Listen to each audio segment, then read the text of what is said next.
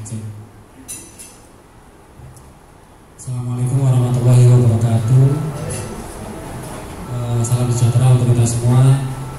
Terima kasih teman-teman wartawan, tamu undangan dan rekan-rekan yang sudah menyempatkan hadir di diskusi kita di pagi hari ini yang sangat penting sekali gitu. Yang kita tahu sebentar lagi pilkada udah masuk ke ini ya, ke masa-masa krusial ya, ke masa-masa kampanye pilkada. Nah, pada pagi hari ini kita akan membahas kita akan diskusi tentang potensi gangguan informasi di pilkada dan pentingnya kolaborasi di tingkat lokal. Gitu. Nah, seperti yang kita tahu gitu, pilkada saat ini memasuki titik-titik kronisnya gitu yang dari tanggal 25 sampai 23 November nanti kita pilkada memasuki kampanye gitu, dan tentu banyak sekali yang perlu kita soroti gitu ketika masa kampanye. Salah satunya tentang misinformasi yang terjadi ketika kampanye gitu. Kita bisa belajar dari pilkada, dari pemilu 2024 lalu gitu, dan ternyata masih banyak misnya gitu yang terjadi. Salah satunya kampanye di media sosial. Nah, di samping saya ini sudah ada narasumber yang sangat keren-keren sekali gitu. Di samping saya ada Mbak Eria dari Tulan Nalar itu, terus sampingnya lagi itu ada Mas Unggul dari Safenet, terus sampingnya lagi ada Mas Iji Jailani dari Bawaslu gitu, dan Mbak Anissa Alfat dari Peludung gitu. Oke. Langsung saja tanpa basa-basi gitu ya, karena bentar lagi hari Jumat dan kita perlu mempersingkat waktu. Langsung saja ke narasumber yang pertama, mungkin Mas Unggul bisa memaparkan terkait keamanan data pribadi pemilih di pilkada dan tren disinformasi. Jadi silakan Mas Unggul, bisa dimulai. Terima kasih Mas. Selamat pagi teman-teman semua. Assalamualaikum warahmatullahi wabarakatuh. Tanggapannya dari ya tadi sudah disampaikan saya dari Safenet. Sebelumnya Hafiz ya yang biasanya untuk diskusi terkait disinformasi, tapi memang di kita juga ada beberapa divisi, salah satunya juga digital security. Dan mungkin berdasarkan ya yang kita diskusikan juga di internal gitu. Jadi Safenet itu sebenarnya tidak secara khusus memantau soal disinformasi ya. Jadi kita akan coba memperlihatkan tren gitu ya, tren yang kemarin kita lakukan pemantauan dan juga riset ya. Jadi dalam paparannya nanti akan ada paling enggak 3 dokumen yang saya sampaikan untuk menyegarkan ingatan kita untuk pemilu yang kemarin dan 1 semester di 2024 ya. Jadi di awal ada beberapa tantangan-tantangan yang dipantau oleh Safenet, baik secara tidak langsung ya dari media, juga secara langsung ya dari aduan masyarakat. Nah, biasanya aduan-aduan ini akan terkait dengan beberapa hal ya, terkait hal digital. Yaitu pertama serangan digital ya, yang terjadi dan dalam konteks pemilu ada banyak juga yang kita pantau terjadi beberapa serangan digital, termasuk kriminalisasi dan serangan terhadap kebebasan ekspresi ya, masyarakat. Kita tidak menspesifikannya kepada pemilu, tapi dalam konteks situasi ini memang mau nggak mau ada faktor tersebut gitu. Apalagi kita mau menjelang pilkada, penelitian dan pantauan Safenet ini mungkin ya bisa menambah bukan alarm lah ya gitu, bukan alarm juga, cuma awareness kita untuk bagaimana kita memperbaiki itu semua.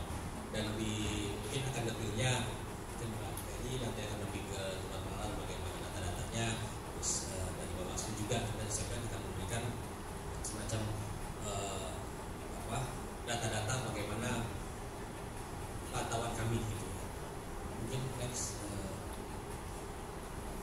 Nah sebenarnya gambaran umum dan tantangannya ya, kasus-kasus yang selalu atau kerap terjadi itu yang di ranah digital yang menjadi bagian dari saya itu mungkin terkait sama undang-undang ITE, undang-undang PDP dan undang-undang KIP gitu ya, yang saat ini juga sedang proses untuk revisi. Jadi kadang-kadang kita agak gampang juga ketika salah satu mungkin hasil riset dan pantauan kita bilang akan mengharmonisasi antara kalau kita mau minta tuh ITE direvisi lagi baru saja gitu 2024. Kalau kita minta buku PDP direvisi lagi mungkin jangka panjang kan dalam 1-2 tahun ini.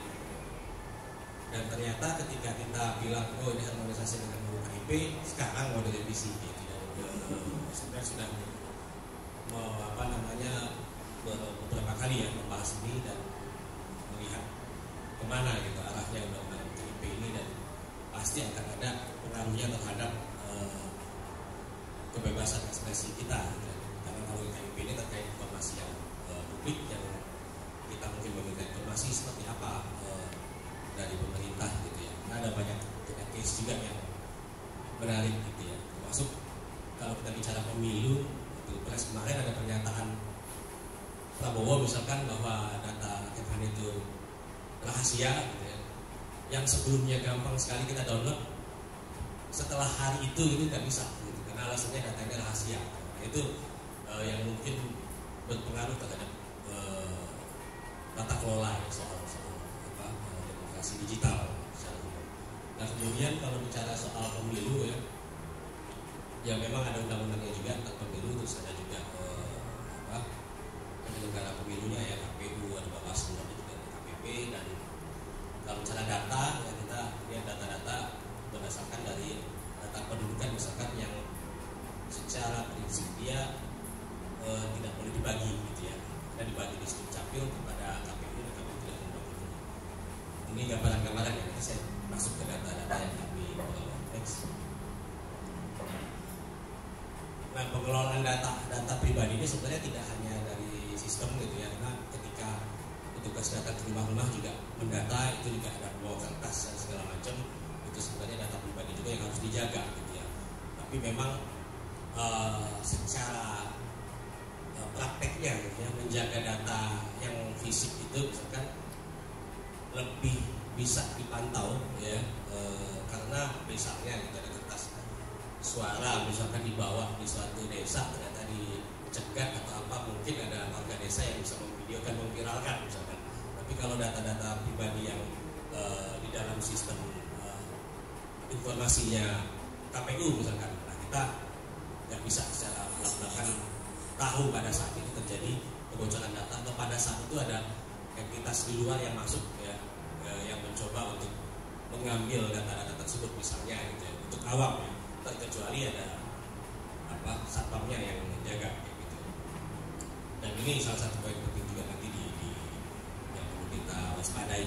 Nah, dari data-data yang bocor sekarang kita juga sedang melakukan proses untuk menggugat ya, gitu, mengadvokasi bagaimana dampak dari pusat data nasional sementara kemarin yang sempat bocor. Nah, ini sebenarnya salah satu mengindikasikan betapa rentannya sistem keamanan kita secara nasional gitu ya. Nah, yang kita harapkan adalah nanti KPU dapat lebih maksimal ya, saya nggak akan bilang lebih baik tapi optimal. Kita mintanya maksimal gitu. Kenapa? Karena selain ketika data itu terjaga, kita lebih merasa aman nyaman, nanti sengketa pun akan bisa menurun gitu ya. Karena kadang-kadang ada ketidakpercayaan terhadap sistem yang dibangun yang membuat pihak yang kalah misalkan itu komplain gitu atau merasa ada kecurangan segala macam. Jika semuanya sudah prosedurnya sudah baik dan benar, transparansinya oke, segala macam dan sudah bagus, sudah akan timbul kepercayaan. Yang terjadi sama PNS kan kemarin begitu, ketika mereka bilang sudah tier 4 yang sangat tinggi untuk security-nya, ternyata bisa seperti itu artinya kan sebenarnya tidak sesuai dengan pernyataan pengamanannya kayak gitu. Nah ini yang kita khawatir terjadi gitu ya. Kita bisa ngomong di publik bahwa keamanannya standarnya tingkat apa high security segala macam, tapi ketika terjadi kebocoran yang disalahkan hacker jangan nge-hack dong kayak gitu kan nggak boleh ya kayak gitu. Itu bukan nilai seperti itu kayak gitu ya. Jadi ada data, ada standar-standar yang harus dilakukan. Nah mungkin kalau karena kita memantaunya dari sisi pelaporan, kita tidak melakukan assessment, kita tidak melakukan audit, karena bukan kompetensi dari SafeNet kayak gitu. Walaupun kita punya ahli-ahlinya di divisi digital security-nya SafeNet, cuman memang bukan ranah kita untuk melakukan service seperti itu ke lembaga pemerintah pada khususnya kayak gitu ya. Next, supaya ada waktu bagi teman yang lainnya. Nah, tadi soal data pengendaliannya seperti apa gitu ya. Sebenarnya karena kita belum punya lembaga PDP itu case-nya nanti akan ke Kominfo ya, mau nggak mau, karena masih berdasarkan yang 2019 71 kalau nggak salah.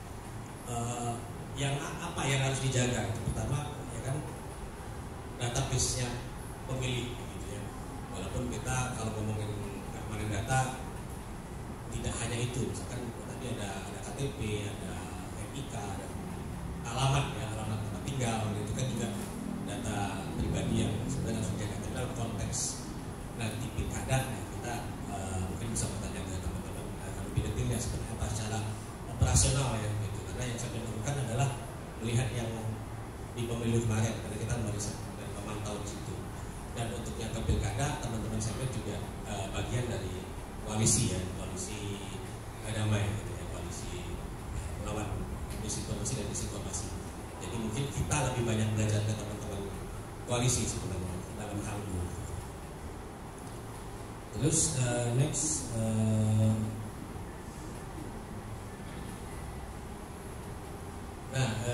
ya lanjut. Ini ini saya sebut tadi ya, kalau misalkan terjadi kebocoran kemana gitu, pasti Kominfo gitu. Sayangnya gitu ya, makanya kita tuh berharap sebenarnya dari KPU dan dari Bawaslu juga yang mengawasinya seperti itu. Karena gabungan banyak institusi pun nggak sanggup gitu mengamankan negara gitu dari serangan-serangan digital, mengamankan yang Biorka kemarin saja itu udah gabungan gitu ya untuk mendapatkan seorang penjual apa gitu ya, itu udah gabungan ya, gabungan itu artinya wow gitu, bukan satu institusi lagi gitu. Kalau satu institusi bisa miss ya, tapi kalau udah gabungan masih kayak gitu kondisinya ya mau dikata apa, yang penting kita harus ada perbaikan gitu, karena itu udah terjadi. Kalau di SafeNet sendiri kalau merujuk ke laporan tahunan kami gitu ya, data kita itu bukan lagi bocor tapi udah bocor. Kalau bocor itu dia sudah bocor tapi nggak ditambal-tambal gitu, jadi habis terus gitu. Ketika dimasukkan nggak penuh-penuh beda embernya. Kenapa? Karena nggak ditambal-tambal. Kalau misalkan bocor itu kan mau bocor ditambal nggak lagi gitu. Kalau ini kan kejadian terus. Makanya mungkin ada yang bilang ya udah jaga data pribadi masing-masing. Ya itu kan di satu sisi, tapi kan kita hidup bernegara ya, bukan hidup sendiri gitu. Dan ada negara yang harus menjamin itu gitu. Itu yang harus kita perbaiki ya, mudah-mudahan. Nah ini masukan untuk KPU mungkin lebih baik ya daripada bagaimana lah caranya mereka kalau ada dana berlebih untuk melakukan peningkatan sistem ya informasi atau yang lebih rigid lagi gitu ya, yang tidak rentan segala macam ya silakan gitu ya. Nah justru itu bagus ya, karena berkaca dari hal yang sebelumnya. Nah ini salah satunya, nanti saya sampaikan beberapa hal yang kami riset ya. Next. Nah sebenarnya ini panduannya, ini adalah beberapa sistem informasi yang mungkin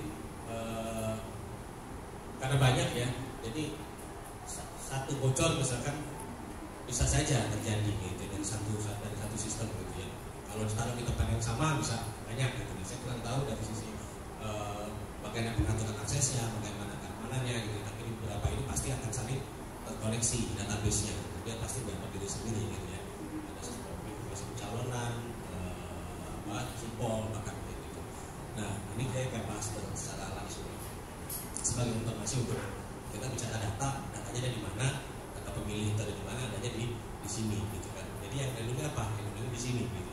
Jadi saya bilang kalau misalkan kertas-kertas yang dibaca orang di jalan kayak di film-film misalkan ada yang 4-5 orang maju gitu menodong sopir data di belakang kayak gitu diambil, masih bisa banyak yang foto kalau di Indonesia ya, banyak yang foto, mungkin banyak yang gelembungin gitu, harusnya bisa ketahuan. Nah, kalau yang ini itu hanya orang tertentu saja yang tahu gitu kan. Kenapa saya bicara soal PDN? Salah satunya itu yang kita cek ya. Misalkan kita tahunya data kita bocor di PDNS itu ketika layanan terganggu, itu kan parah gitu ya, harusnya diberitahukan terlebih dahulu kepada subjek data. Ini saya nggak bicara secara teknis, itu ada pengendali data atau proses data gitu ya, dan subjek data. Nah kita ke ini aja ya, pantauan secret ya di next ya cukup iya di ini. Nah yang mana ya saya akan ambil ya nah ini yang awal ya di Januari Maret ketika pemilu ya, ini mungkin jadi masukan bagaimana ketika kita memantau ternyata soal yang paling fundamental yaitu akses internet oleh para tenaga PPK ya, itu pun banyak terganggu dalam arti tidak reliable gitu ya. Harusnya akan lebih difokuskan juga, jangan sampai hal-hal non teknis ya istilahnya kayak gini jadi menghambat, bisa sampai pagi banyak kamu kerjakan gitu ya dan segala macam. Dan sekarang masyarakat juga tahunya dia ngecek online gitu kan, apakah dia bisa di tempat atau di lokasi penghitungannya gitu. Next, ini yang terjadi kemarin ya. Terus kriminalisasi juga banyak di pemilu ya, pada saat pemilu pasal 28 serangan digital. Ini perbandingannya ya 2023-2024 dan makin tinggi ya. Dan ini trennya terus meningkat. Nanti di bawah mungkin ada yang next di tahun 2024 kuartal kedua gitu ya. Nah ini yang terjadi ketika kemarin next KPGO selama 3 tahun terakhir itu juga selalu meningkat kalau kita lihat trennya. Next. Nah ini triwulan kedua yang sebenarnya yang sekarang 30 September nanti kita akan buat laporan lagi ya triwulan kedua gitu ya, bagaimana kondisi kebebasan ekspresi di ranah digital. Nah ini di beberapa aduan terkait juga memang dengan konstelasi pilkada gitu ya, karena ini udah mulai banyak di daerah-daerah soal misalkan calon-calon tertentu sudah mulai ya. Tapi secara umum kita lihatnya kan statistiknya terlapor yang itu warga, itu udah mulai ini ya. Warga itu kan dia sudah mulai saling menyatakan ekspresi dan menyerang ekspresi orang lain gitu dalam hal pilkada gitu ya. Jadi banyak, dan platform yang paling banyak digunakan itu di Instagram, Facebook, terus media massa dan media sosial lainnya gitu ya. Jadi mungkin teman-teman dari koalisi atau pegiat pemilu atau pilkada ngecek pasti platform-platform yang populer ini gitu. Karena ini ternyata di segmen menurut data aduan dan data pantauan itu tinggi gitu. Jadi itu yang harus kita prioritaskan gitu ya.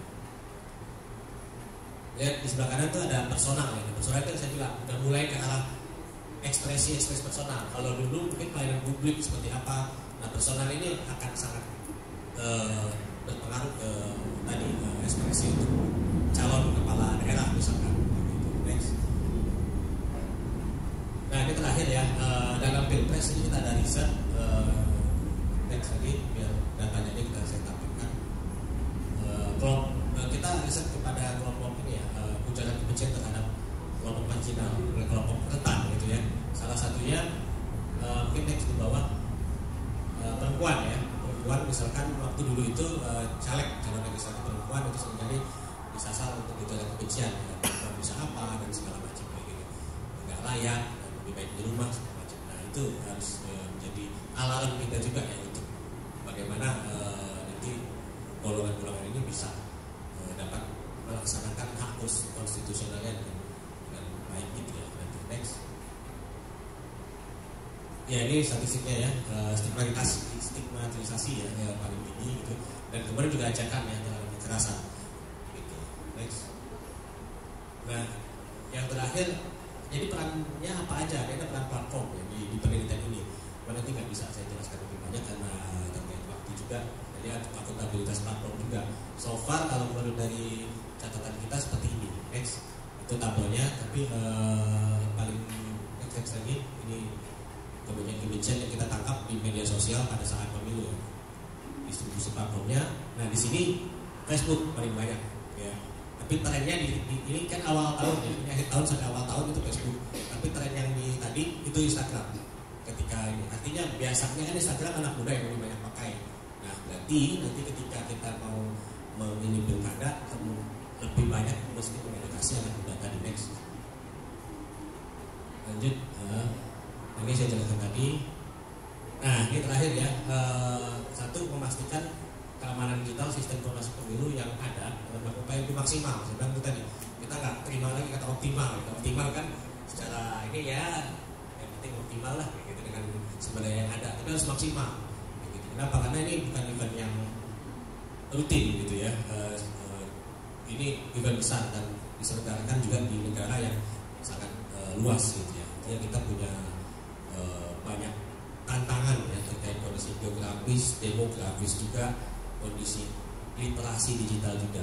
Kemudian infrastruktur pemilu harus dipastikan berjalan, karena seperti kemarin yang di pemilu pilpres gitu ya, ada beberapa aduan-aduan soal koneksi internet, tidak bisa mengakses segala macam, down segala macam.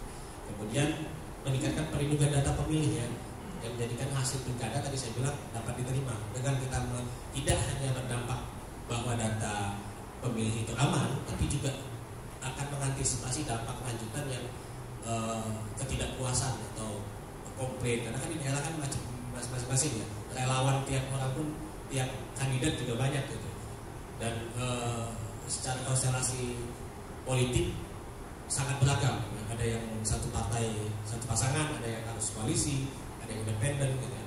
Ada yang tidak relawan A, ada yang tidak relawan B, dan itu baru kota, baru kabupaten, belum provinsi ya, begitu. Terus kemudian inisiatif lokal ya, untuk demokrasi digital sangat diperlukan. Kenapa? Karena kita bisa berkaca dari pilpres pemilu ini bisa 10 kali sampai 20 atau 100 kali lipat lebih susah ya untuk misinformasi karena ada konteks lokal, konteks budaya, bahasa itu yang berbeda-beda ya, nggak bisa ditangani oleh tanda kutip orang-orang pusat gitu ya, oleh orang yang tidak ada grassroots di daerah tersebut gitu ya. Kemudian bekerja sama multi stakeholders untuk pengawasan komunikasi dengan platform digital juga gitu ya. Karena banyak sekali tadi banyak anak muda di daerah-daerah itu mulai ya.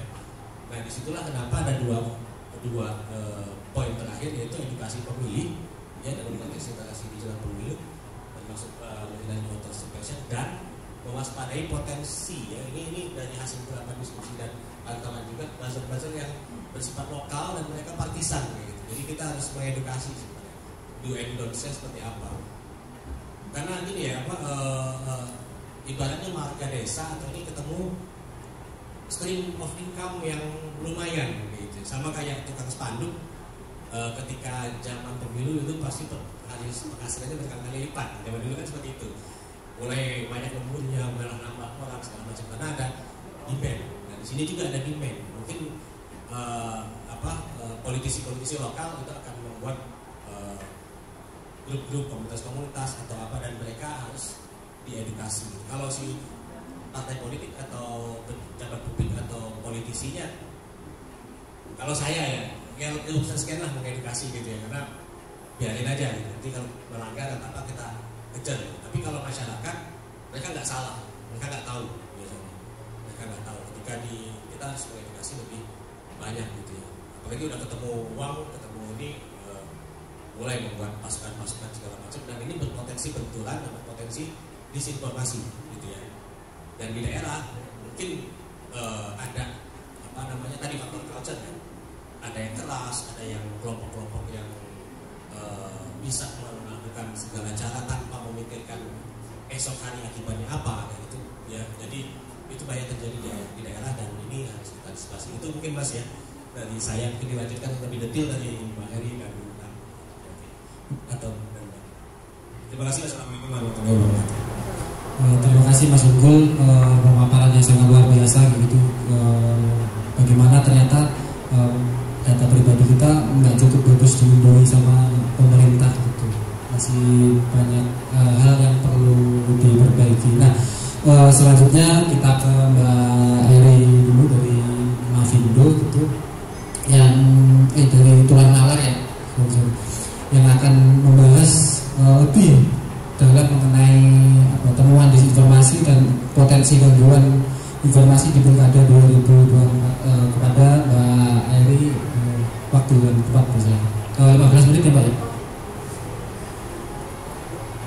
Oke, terima kasih. Langsung aja ke ini ya, ke slide yang temuan hoax politik. Langsung ke temuan hoax politik dalam kali ini. Oke, assalamualaikum warahmatullahi wabarakatuh. Teman-teman, terima kasih atas kesempatan dan untuk mendapat tempat untuk kami dari Mavindo Tulang Nalar. Jadi Tulang Nalar itu Mavindo Mas. Jadi kami adalah Mavindo, kemudian Tulang Nalar itu adalah salah satu program terbesar yang sekarang sedang dijalani oleh Mavindo. Ya. Nah yang saya bawakan ini juga langsung ke temuan saja. Ya, ini tadi yang selalu ya. Oke. Jadi kita langsung aja nih Mas, kita ngomongin tentang ini hasil riset ya, yang dilakukan oleh Litbang Mavindo dalam semester pertama ini ya, dari jadi udah rilis yang di 2024 ini dari Januari sampai Juni itu rilis. Nah yang sekarang kita coba lihat pertama adalah nih, kita lihat dari overview dari 2018 sampai 2023 ya, 2019 bagaimana separuhnya itu hoax itu adalah tentang politik ya. Kemudian di 2020 itu banyak, tapi hoaxnya banyak karena waktu itu sudah masuk ke COVID, jadi lebih banyak hoax tentang COVID, tentang kesehatan ya. Kemudian di 2021, 2022 masih standar aja. 2023 ini langsung legit gitu ya, separuhnya lebih, bahkan 60% bisa dikatakan udah isu politik. Kenapa? Ini musim politiknya udah mulai panas gitu ya. 2023 udah mulai tuh hoax ini hoax itu ya, uji coba dulu gitu ya. Itu kondisi yang kita lihat di 2023 kemarin. Nah kemudian 2024 ya, next. Nah penyebaran dalam rentang satu semester di 2024 ini angkanya sudah hampir menyamai dengan satu tahun 2023 kemarin hoaxnya ya. Jadi sudah mencapai 2.119 hoax ya. Ini meningkat drastis nih gitu ya. Dipicu apa ya? Bisa jadi karena memang ini adalah tahun politik, pilpres, sekarang pilkada gitu. Jadi memang drastis nih, tingkat hoaxnya tuh tinggi banget gitu ya. Kemudian juga bisa jadi karena efektivitas pemantauan dan deteksinya, karena kita juga membuat grup-grup khusus gitu ya di setiap wilayah gitu ya, bekerja sama dengan teman-teman KPU, Bawaslu, kemudian organisasi daerah gitu ya, untuk memantau hoax ini. Jadi kita bikin grup di situ sama-sama, kalau ada hoax boleh dilaporkan, lalu sama kita nanti ditindaklanjuti lah kira-kira ya, didebak atau diklarifikasi. Jadi ada juga hoax daerah sifatnya kalau memang itu di daerah. Kemudian ini tinggi, bisa jadi memang resikonya lebih tinggi nih gitu ya, ada potensi resiko di sini yang lebih tinggi, ini yang kita khawatirkan gitu ya. Jadi memang bisa jadi seperti kita ketahui bahwa hoax ini kan bisa bikin pecah belah yang dahsyat ya di era-era politik seperti ini yang kita khawatirkan gitu, atau ujungnya jadi provokasi dan lain sebagainya. Oke, then next, dinamika top 5 hoax ya. Januari sampai Juni ini tentu politik yang paling banyak ya, kemudian diikuti oleh bencana alam, kesehatan, hadiah, media sosial. Hadiah itu loh yang tiba-tiba dapat SMS 20 juta dari Taiwan gitu ya, itu banyak juga. Dan masih banyak yang makan, nanti saya cerita sedikit bagaimana kegiatan kami di Tulang Nalar. Oke, lanjut. Nah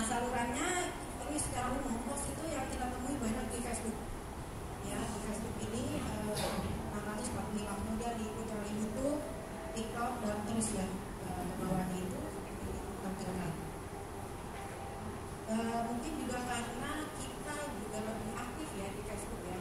KLKH itu awal mulanya terbentuk Mafindo itu dari Facebook gitu. Dan itu sudah jutaan juga anggotanya. Tapi bisa jadi begini sih ya, karena hoaxnya itu di Facebook, disebarnya di WhatsApp ya.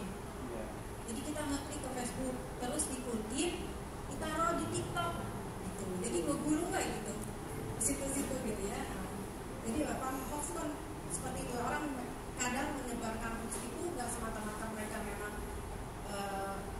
misalnya bazar atau apa, nggak, kadang pengen nyari engagement aja gitu. Dan seperti itu, nggak seperti kayak di TikTok tuh kayak gitu. Itu hoax yang aneh-aneh banyak di situ, yang penting ditonton orang. Kenapa? Itu followernya banyak. Kalau followernya banyak bisa jual mas, buat akun dagang. Karena harus minimal 1.000 baru bisa dagang keranjang kuning. Nah seperti itu juga ada ya. Oke, kemudian tipe narasinya ini hampir sama, memang biasanya ini 3 terbesar yang ada ya. Yaitu yang pertama dream ya, dominasi.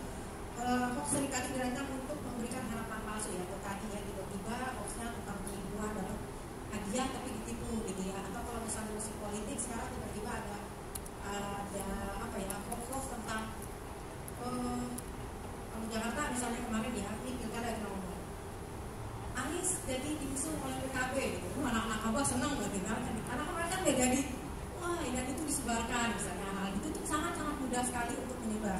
Nah, konsekuensi seperti itu.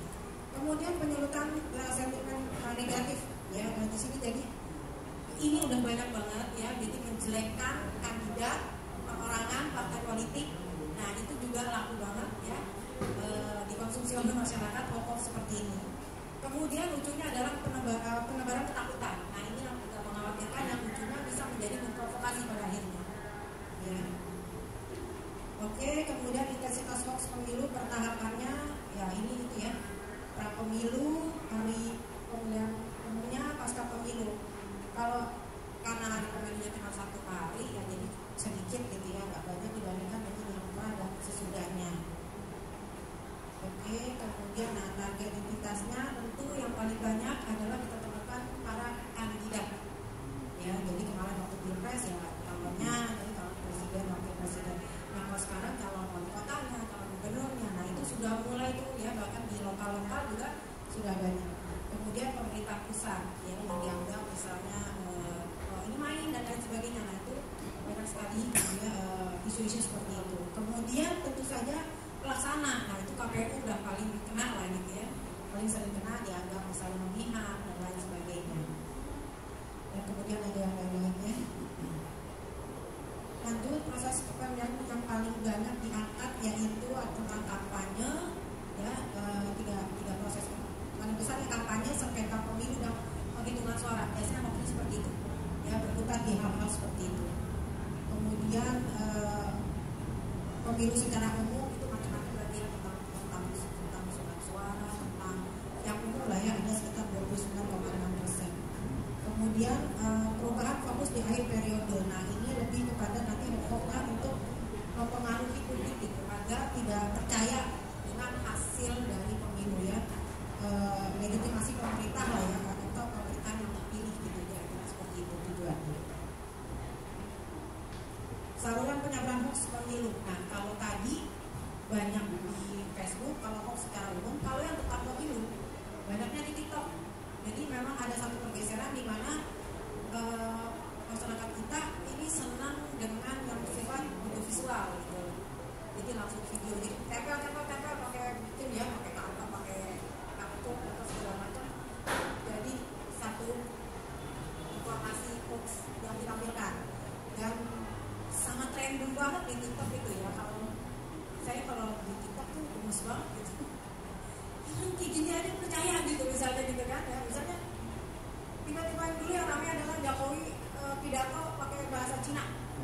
Wow, rame gitu kan ya. Tiba-tiba besok-besoknya ada yang bisa gitu ya, nomor yang jago ngedit dikeluarin dalam bahasa Korea, kemudian dalam bahasa Arab, baru orang ngerti gitu bahwa itu adalah AI gitu, bukan sesuatunya. Tapi ini banget di TikTok itu kadang-kadang kita masih ini banyak banget gitu orang percaya tentang hal-hal seperti itu. Jadi karena TikTok itu juga kan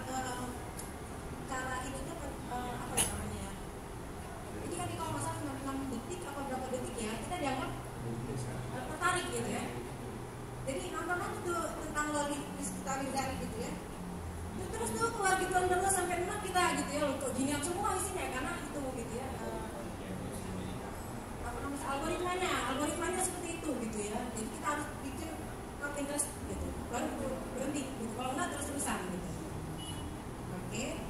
Jadi ini yang kita temukan banyak di TikTok, kemudian di YouTube, Facebook juga tetap banyak. Nah YouTube itu dari sebelum-sebelumnya kita melihat ada banyak sekali akun-akun yang kesulitannya gini loh, dia nyebarin hoax tapi dia dapat cancel gitu ya.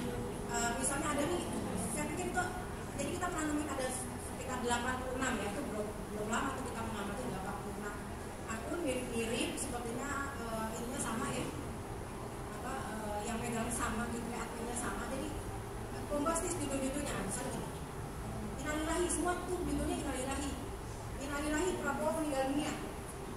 Terus kemarin tuh kira-kira gitu ya di Facebook orang ngaklik gak? Klik pasti kan? Klik pasti gitu. Nah dia cuma nyari klik sebetulnya, nyari AdSense gitu. Dan itu dapat AdSense gitu, dapat uang dari situ kan bersalit gitu ya. Ternyata videonya video tempelan itu beneran ada Prabowo, anak kecil namanya Prabowo tinggal kecemplung di Mas Tambang. Nah itu kita pernah datang itu mengadukan hal itu gitu ya, terus di take down ya, 86 di take down 1000 muncul ya, terus-terusan aja kan seperti itu, karena memang itu mata pencarian ya, itu kayaknya ke uang ya misalnya. Nah jadi konsepnya sama lah ya, seperti itu negara pemilu hoax ya, dari Twitter ya, WhatsApp kita ide dari jejaring untuk menyebarkannya lebih dalam lagi gitu, lebih banyak lagi kesan-kesan. Oke, lanjut. Nah, disinformasi pilkada semakin hari semakin meningkat. Nah, ini bermunculan hoax tentang apa yang bersifat sara ya. Misalnya kasus kemarin pas Ibra, pas Budung gitu ya. Kemudian keluar hoax seperti ini kan gampang banget screenshotan begini-bikinnya ya. Pakai Instagram kan kalau tidak 1 menit selesai, tapi orang percaya gitu. Oh itu kan benar dari itu kan benar dari ini dari itu gitu ya. Sama-sama mudah sekali percaya. Kemudian misalnya hoax lokal juga yang kita temukan ada di Papua ya. KPUD dibakar massa, demo menuntut pembubaran DPR MPR. Nah ini adalah hoax. Ya, jadi sudah mulai keluar yang sifatnya lokal. Nah, kemudian kalau di Jakarta gitu ya, video Anies bicara sendiri dengan video Surya Paloh yang mengkonfirmasi bahwa hoax Nasdem dan Gubernur Dki Jakarta ini banyak banget beredar ya, di media sosial, di WhatsApp group gitu ya, ini banyak sekali. Kemudian video pengumuman PDIP usung Ahok Jarot. Nah ini juga kan jual impian gitu ya. Wah PDIP ini Jarot apa? Ahok yang akan maju dan lain sebagainya. Tapi itu kemarin sebelum daftar ya, pas sudah didaftarkan ya dapat yang hati gitu ya, ternyata jalurnya nggak maju dan lain sebagainya. Oke, topik disinformasi biasanya juga berulang ya, kasus seperti ini. Nanti ke tempat pemilihan umumnya undang-undangan cukup bawa KTP saja, ini selalu berulang dan orang banyak yang percaya. Kalau teman-teman di TPS itu apa namanya? Siapa sih Pak namanya kalau di TPS itu jadi kan ada dari Bawaslu juga dari KPU gitu ya, pengawas ya. Nah, itu kan banyak yang terkadang saya pernah ketemu teman-teman Bawaslu di Bogor yang menyatakan gara-gara ini nggak ngerti gitu ya, yang di TPS-nya ada beberapa TPS yang diulang karena diperbolehkan milih gitu. Jadi punya KTP yang ruangan ini dan kemudian tidak teredukasi secara baik gitu ya teman-teman yang bertugas di TPS, dan ini akhirnya cukup fatal ya, jadi harus diulang. Oke, lanjut. Nah, tantangannya, nah ini kemampuan hoax menyebar, saya mau cerita sedikit. Bagaimana hoax itu menyebar dengan klarifikasinya.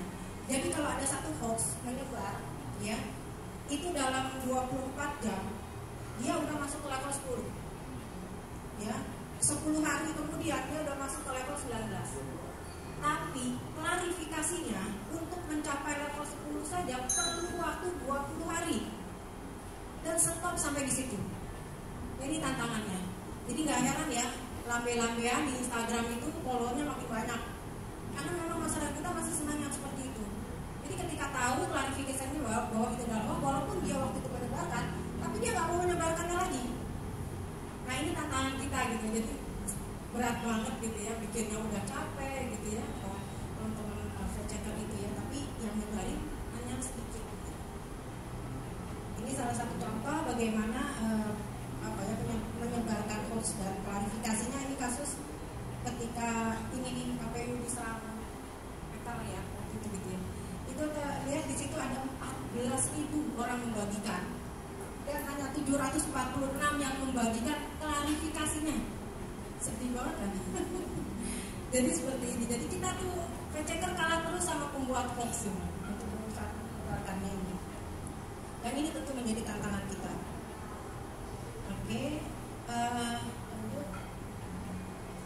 Jadi fact checker dan disinformasi tadi tidak seimbang ya, tidak seimbang. Bagaimana kita ngecek, membuat klarifikasinya, tapi yang nyebarinnya sangat amat sedikit gitu ya.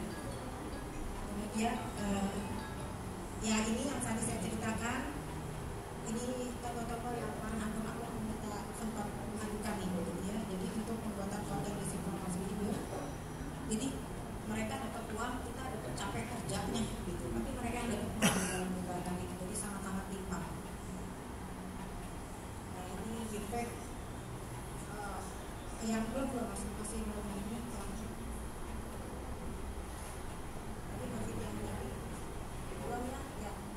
Nah itu AI ya, tapi nggak usah di sekali ya. Kemudian kesenjangan praktik moderasi konten ini juga ya. Jadi memang harus banget gitu ya, moderasi konten ini dilakukan bersama-sama gitu. Nggak bisa dengan ketepian saja, video saja, melihat saja gitu ya, video saja, tapi kita memang bergabung untuk bisa sama-sama gitu ya, melakukan patroli gitu kan ya, ke media sosial utamanya. Lanjut. Nah ini defect pada pemilihan wali kota Chicago 2023 kemarin. Tahu kasusnya yang si Falas ini awalnya biasa aja tuh, jadi timbul video defect yang ada di Twitter yang dia menjelekkan gitu, jadi rasis lah gitu ya, rasis, dan itu akhir kena polisi juga kalau nggak salah. Ternyata itu berdampak sangat signifikan bagi pemilihnya, sehingga akhirnya baru setelah itu mereka minta di take down oleh X ya, minta di take down. Tapi sayangnya akhirnya memang kalah nih, yang menang si Johnson ya, si Johnson yang menang gitu ya, lawannya. Dan itu banyak yang mengatakan kasusnya karena ini, kasus video defect-nya itu sangat-sangat berpengaruh. Ya. Lanjut, nah bisa pasar saja tidak cukup, maka kami bersama 20 CSO lain mengembangkan program preventif dan monitoring isu, termasuk kita bergerak juga di saat pilkada dan pilpres kemarin. Nah, apa itu sih pre-banking atau penginderaan hoax yang kalau di Telanala kami menamakannya penginderaan hoax gitu ya. Tapi umumnya dikatakan pre-banking. Jadi tindakan mencegah, mengantisipasi peredaran miss dan disinformasi dengan membongkar informasi yang salah secara preventif. Dianggap sebagai langkah yang menjanjikan untuk membangun resistensi sikap terhadap informasi yang salah. Jadi kita ibaratnya kalau pre-banking itu ngasih vaksin ya. Kasih tahu orang nih bahwa nggak semua informasi itu bisa dipercaya. Bahkan kalau di pelatihan pre-banking yang kita adakan, itu kita ajari bagaimana cara bikin hoax gitu. Bukan buat jadi bisa bikin hoax, tapi biar tahu teman-teman bahwa segitu mudahnya loh orang bikin hoax. Jadi jangan mudah percaya. Ya, bahkan kalau di pre-banking kelas yang khusus, itu kita bisa perhatian itu siapa aktornya gitu ya, potensinya seperti apa, kenapa dia lakukan itu gitu ya. Tujuannya apa itu kita bisa belajar sama untuk membahas itu, memperhatikan hoax sampai seperti itu gitu ya. Jadi tujuannya dia terutama yaitu tadi meredam ya potensi penyebarannya. Jadi orang tidak langsung menyebarin hoax, pikir-pikir dulu gitu, cari tahu dulu. Oke, nah kalau pre-banking itu sifatnya proaktif ya, jadi hoaxnya belum ada, dibikin pencegahannya dulu. Ya disuntik dulu vaksinnya, nanti belum ada divaksin dulu. Jadi kalau nanti penyakitnya ada, dia sudah kebal gitu. Jadi nanti kalau dia menerima hoax, itu udah kebal nih, tahu gitu harus bagaimana. Beda dengan debunking, kalau debunking itu kan hoax dulu keluar, baru kita bikin klarifikasinya. Jadi kita menganggap jadi ternyata debunking saja tidak cukup, maka kita mengembangkan yang namanya prebanking ini sekarang. Oke, nah itulah nalar. Ini yang sudah kami lakukan sampai 16 September kemarin, saya dapat data dari kawan-kawan ya. Sudah ada 24.291 orang yang sudah teredukasi dengan kurikulum jualan nalar ya. Jadi kita ada punya 2 kelas yang namanya satu sekolah kebangsaan. Itu untuk anak-anak muda pemilih-pemula 17 tahun sampai 23 tahun. Ya, kemudian yang kedua adalah akademi digital lansia. Nah, ini yang belum banyak mungkin orang masuk ke edukasi ke lansia ini ya. Jadi pralansia dan lansia ini kita edukasi tentang anti hoax, tentang kepemiluan juga. Kenapa? Gitu. Karena kita menganggap ini mereka ini bisa jadi simpul penyebaran hoax juga. Benar nggak? Yang punya grup RT, RW atau grup keluarga itu biasanya pagi-pagi yang nyebarin hoax siapa? Atau nyebar doa segala macam itu ibu-ibu ya. Ibu gitu nyebarin tiap pagi nongol duluan tuh gitu, ngasih doa atau ngasih tausiah, ngasih resep, sering juga ngasih hoax. Kalau kita bilang bu maaf gitu tuh hoax, oh saya nggak tahu itu dari grup sebelah, gitu ya ambil hikmahnya aja. Jadi hikmah sudah diambil lagi gitu ya. Jadi enteng sekali mereka. Nah ini kita mulai masuk ke sana mengedukasi gitu ke mereka. Jadi mereka pegang handphone gitu. Bahkan kami punya peserta yang usianya lebih dari 80 tahun. 80 tahun dan kena penipuan hoax Imo, atau tiba-tiba anaknya mengeluh ketika ternyata ibunya pakai pinjol ya. Jadi ada yang deketin mau dapat uang pinjaman mudah cuma foto pakai KTP bla bla bla minta datanya dan segala macam dapat. Ibunya bilang ya orang saya ditawarin mau aja, tapi karena memang nggak ngerti tapi mereka pegang gadget. Nah ini kenapa kita berpikir bahwa mereka adalah potensial untuk diedukasi gitu. Karena kalau mereka sudah teredukasi dengan baik, mereka bahkan bisa menularkannya kepada keluarga, kepada suaminya, kepada cucunya, kepada anaknya. Jadi itu tadi ya, jadi 2 kelas ini.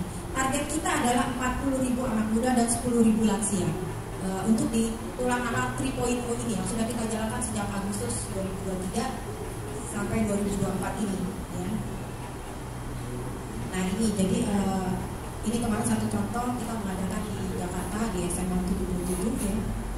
Untuk anak-anak SMA yang pemula nih, gengsi kadang-kadang. Jadi sampai saat ini sih bahkan datanya yang kami dapatkan kemarin itu lebih dari 310 sekolah kebangsaan yang kita selenggarakan di seluruh Indonesia. Ini offline ya, bukan online. Offline. Jadi sampai ke Papua gitu ya. Jadi minggu depan saya juga mau connect ke NTB, gitu kan, di sana juga ada. Kita bekerja sama dengan siapa? Bekerja sama dengan banyak pihak, bukan waktu sendiri ngerjain.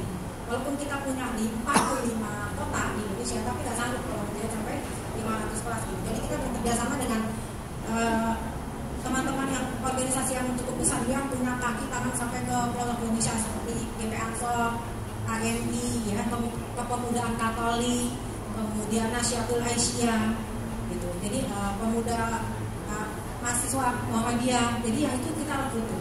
Kita juga masuk kemarin ke pemuda-muda, ya. Jadi semua segmen kita coba masuk dan kita berharap mereka yang punya sebaran di seluruh Indonesia bisa masuk ke pelosok-pelosok bahkan. Selain itu tentunya yang paling banyak adalah kita bekerja sama dengan universitas, ya, universitas, kemudian LSM lokal juga kita ajak untuk berkolaborasi bersama kita. Nah ini akademi digital lansia ya, sampai saat ini sudah lebih dari 75 kelas yang kita selenggarakan. Jadi satu kelasnya itu minimal 100 peserta. Jadi biasanya kadang lebih ya. Kadang lebih. Ini kita bekerja sama dengan BKKBN pusat ini menyelenggarakan di kantor BKKBN pusat di Halim ya, Jakarta. Oke, kesimpulannya, disinformasi pemilu masih menjadi persoalan serius di Indonesia, dapat memantik konflik horizontal. Meningkatnya konten disinformasi visual dan efek menjadi tantangan tersendiri ya bagi pemeriksa fakta. Kolaborasi masyarakat sipil, Bawaslu, platform digital, pemerintah penting untuk memastikan moderasi konten yang efektif dalam kerangka menjaga kebebasan berpendapat dan bertanggung jawab. Oke, sekian dari kami. Terima kasih. Wassalamualaikum warahmatullahi wabarakatuh.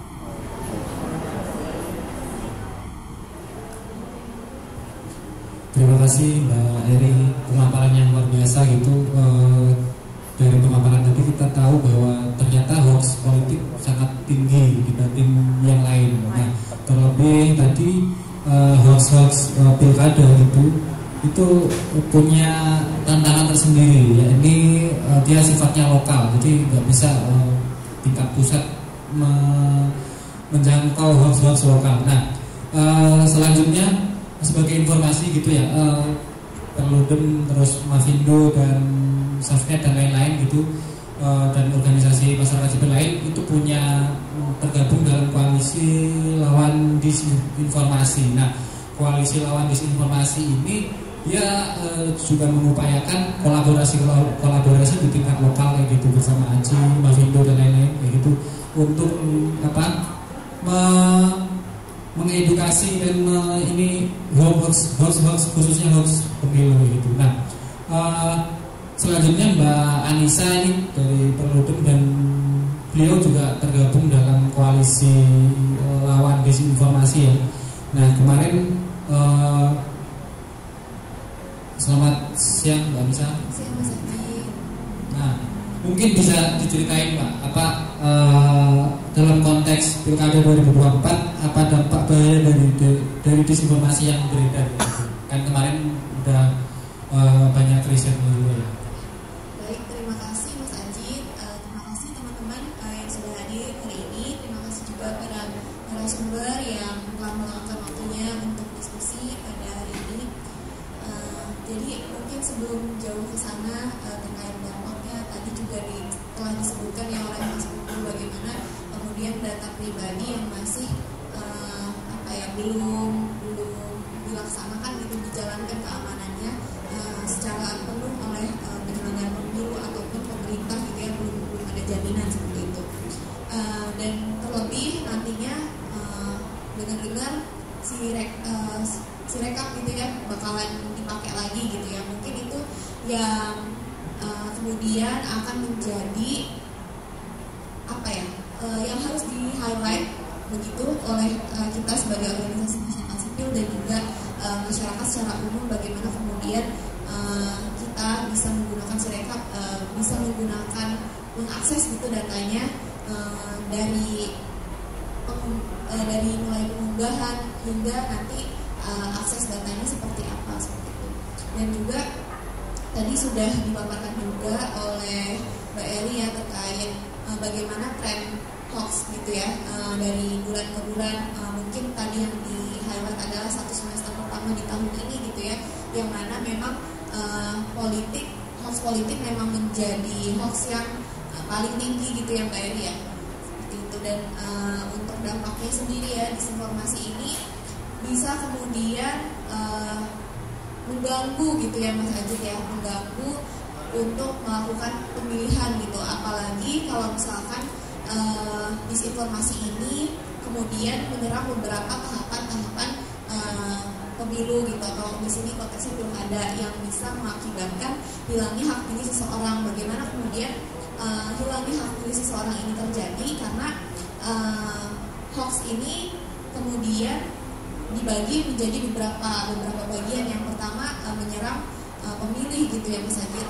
Jadi ketika pemilih ini kemudian diserang oleh disinformasi, banyak hal yang kemudian terkaburkan terkait misalkan kelompok rentan yang mana kelompok ODGJ yang mana mereka sebenarnya memiliki hak pilih gitu ya. Kalau dulu kita perspektifnya ODGJ yang boleh memilih itu yang mereka dari kelompok ODGJ harus membawa surat memilih, ternyata paradigmanya berbeda gitu, yang mana ODGJ itu bisa memilih, dan yang tidak bisa memilih itu yang dapat surat keterangan justru gitu. Jadi teman-teman ODGJ itu bisa memilih seperti itu. Dan juga sebenarnya kelompok memilih juga bisa kemudian memproduksi disinformasi seperti yang tadi disampaikan oleh Mbak Eri, di mana masyarakat banyak yang sebenarnya tidak tahu bahwa itu hoax gitu, dan ketika itu disebarluaskan oleh masyarakat gitu ya, mereka nggak tahu dan bilang oh itu dari grup gitu, dari grup sebelah gitu, jadi saling lempar aja gitu tanpa ada upaya untuk debunking ataupun klarifikasi atau cek fakta seperti itu. Dan selanjutnya disinformasi juga bisa kemudian menyerang tata cara untuk pencoblosan. Dan mungkin yang perlu di-highlight atau digarisbawahi oleh penyelenggara pemilu adalah ketika khususnya di pilkada ini ada fenomena calon tunggal gitu ya, yang mana ternyata masih banyak yang mengira bahwa kotak kosong itu ya sama saja seperti golput gitu. Nah, ini sangat disayangkan. Di forum sekitar 1 bulanan yang lalu itu masih ada yang percaya bahwa untuk memilih kotak kosong itu merupakan golput, yang mana sebenarnya tidak ya Mas Ijian. Bahwa ketika di suatu daerah ada calon tunggal dan masyarakat tidak setuju dengan kandidat tersebut, itu diperkenankan untuk memilih kotak kosong gitu ya, yang mana itu diperhitungkan gitu. Kalau misalkan memang ternyata lebih banyak kotak kosongnya yang menang gitu, nanti ada mekanisme untuk pemilihan suara kembali gitu ya, yang mana nanti ada PJ-nya dan sebagainya, yang mana itu diatur gitu ya Mas Iji. Seperti itu. Dan mungkin juga kritik juga kepada KPU penyelenggara pemilu, yang mana ketika ada kotak kosong di suatu daerah seharusnya ada pre-banking atau literasi gitu ya kepada masyarakat bahwa daerah tersebut ada 2 pilihan, bukan hanya 1 pilihan. Memang kandidatnya hanya 1, tapi mereka punya 2 pilihan seperti itu. Itu yang kemudian harus ditekankan seperti itu.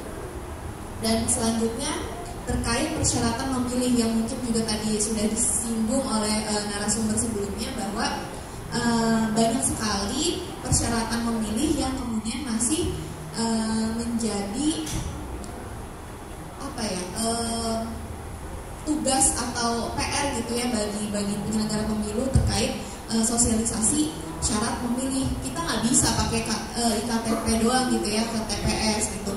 Harus kemudian bawa kalau misalkan pindah memilih itu harus ada form pindah memilihnya yang harus diurus jauh-jauh hari sebelum hari pencoblosan seperti itu.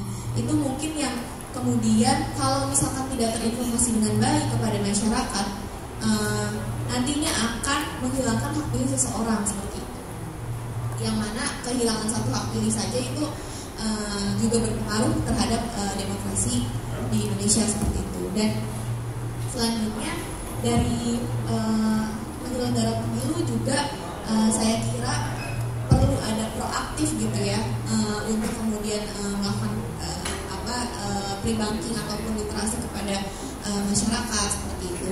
Dan juga penyelenggara pemilu ini ternyata jadi objek juga untuk kemudian ada delegitimasi pemilu, yang mana ada berita beredar bahwa dari KPU menyatakan bahwa ya meskipun ada kecurangan ya udahlah dimaklumin aja. Nah, itu kan upaya-upaya disinformasi yang kemudian mendelegitimasi pemilu gitu, yang mana kecurangan itu tidak bisa dimaklumi saya kira. Dan ada juga disinformasi yang menyerang peserta pemilu, yang mana memang ini mungkin sumbernya juga dari lawan politik bisa saja ya, yang memang bersaingan gitu, pada akhirnya melakukan narasi-narasi atau membangun narasi-narasi yang sifatnya atau tujuannya menjatuhkan lawan politik seperti itu lewat disinformasi yang kemudian disebarkan oleh lawan politiknya seperti itu. Mungkin itu ya Mas Ajit terkait disinformasi yang mungkin bisa dielaborasi lebih lanjut.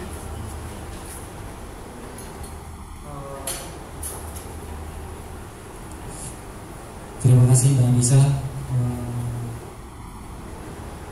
Kira-kira praktik baiknya apa Mbak yang mungkin bisa dilakukan di Pilkada 2024 gitu, di koalisi lawan disinformasi? Baik Mas Ajit.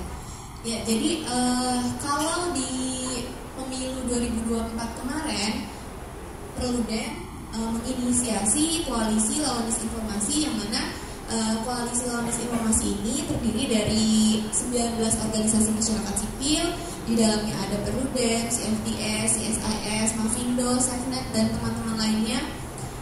Dan ditambah satu peneliti independen gitu ya.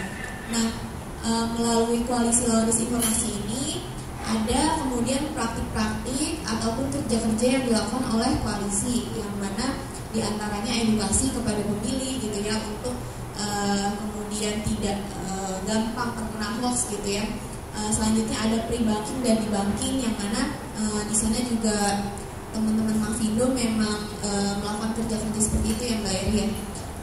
Di sana pre-banking adalah tadi vaksinasi sebelum adanya hoax. Jadi ketika masyarakat mendapatkan hoax gitu ya, melalui share-sharean gitu, itu masyarakat tidak kemudian langsung mempercayai gitu, karena sudah pernah membaca informasi yang benar seperti itu.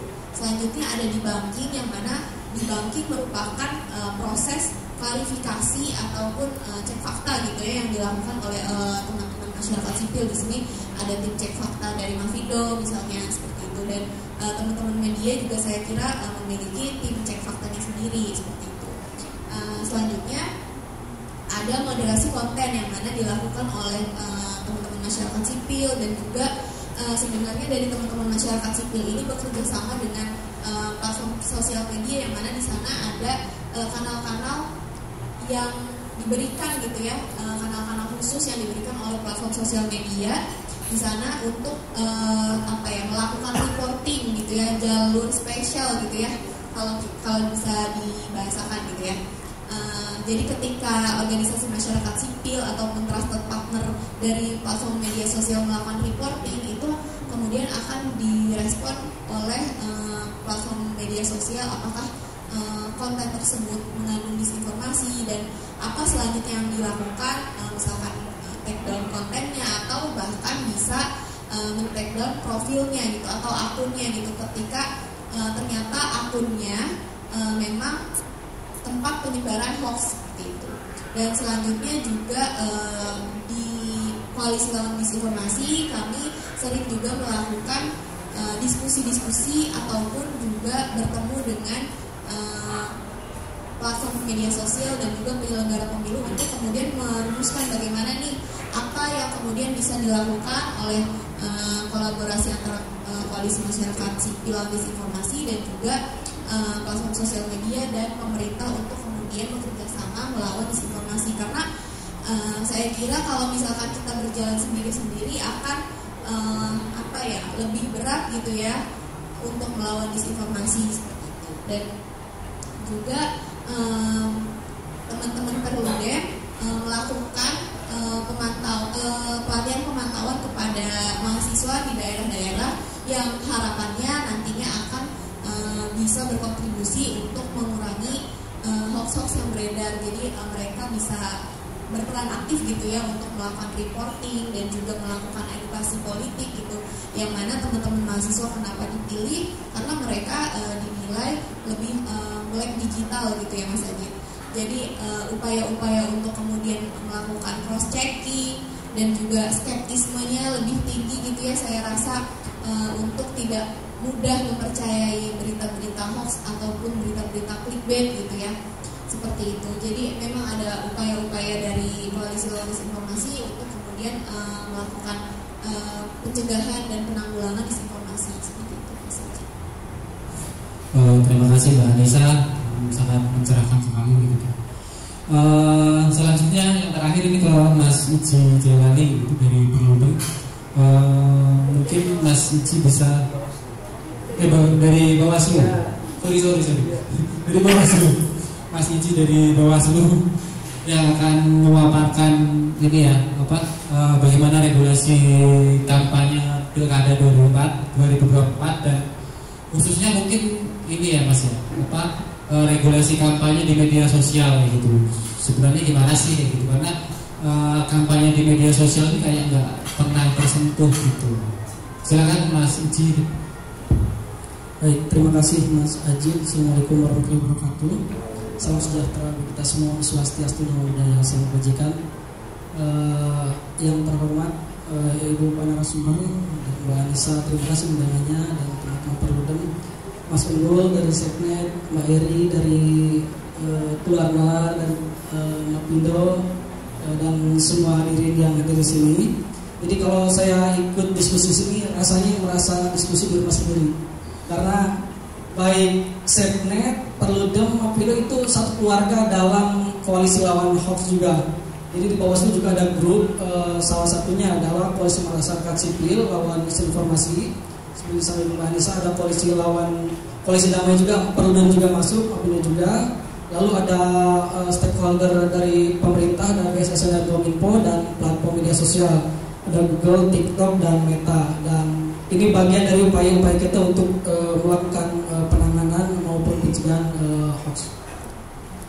Nanti saya sekilas saja karena ini regulasi kampanye sangat umum. Saya akan lebih fokus ke ke soal yang berkaitan dengan kampanye di media sosial. Oke, next yang awal dulu, mulai regulasi yang paling awal. Nah ini, jadi saya ambil saja 4 poin yang berkaitan dengan media sosial. Pertama soal kampanye. Kampanye ini unsurnya di definisi PKPU tidak keluar, termasuk di definisi Undang-Undang Pilkada. Siapa yang melakukan kampanye? Jadi kampanye adalah kegiatan melakukan satu dan lain hal, dan ada yang berbeda ya Bapak dari pemilu. Ternyata di pilkada itu tidak ada terkait dengan citra diri. Dulu kan ada, ketika dia menampilkan citra diri maka dia sudah masuk kampanye. Sekarang citra diri tidak masuk unsur kampanye.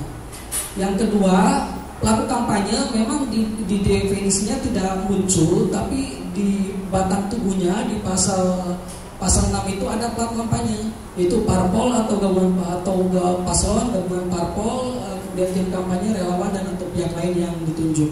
Nah inilah yang diatur. Karena tidak diatur, karena ini yang diatur, maka yang menjadi objek pengawasan Bawaslu secara menurut PKPU adalah ini. Sementara seperti disampaikan oleh para narasumber sebelumnya, justru hoax itu menyebar di luar akun-akun resmi. Inilah yang menjadi tantangan. Dan saya akan sampaikan positioning Bawaslu. Metode kampanye memang di pilkada sangat tidak spesifik seperti di pemilu. Di pilkada dia masuk di kegiatan lain. Salah satunya adalah kampanye melalui media sosial. Yang dilakukan pelanggaran menurut Undang-Undang Pemilu adalah yang tadi yang ofisial. Sementara kita punya kerawanan pada sisi regulasi, ternyata regulasi kita tidak memberikan ruang secara luas untuk melakukan monitoring terhadap pemilih.